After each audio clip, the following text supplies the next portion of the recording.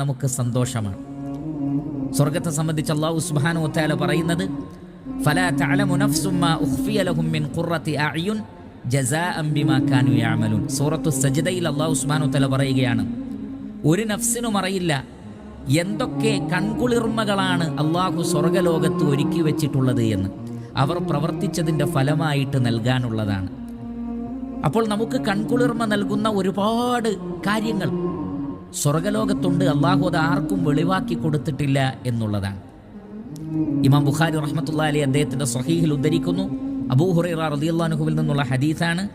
അല്ലാഹു സുബ്ഹാനഹു വ തആല തന്നെ പറയുകയാണ്, അഅദദതു ലിഇബാദി സ്വാലിഹീൻ, സ്വാലിഹീങ്ങളായ നല്ലവരായ എൻ്റെ അടിമകൾക്ക് ഞാൻ തയ്യാറാക്കി വെച്ചിട്ടുണ്ട് മാല ഐനുൻ റഅത്, ഒരു കണ്ണും ഇതുവരെ കാണാത്ത കാഴ്ചകൾ, വല ഉദുനുൻ സമിഅത്, ഒരു കാതും തത്തുല്യമായ ഒന്നിനെ സംബന്ധിച്ച് കേട്ടിട്ടുണ്ടാവില്ല, വല ഖതറ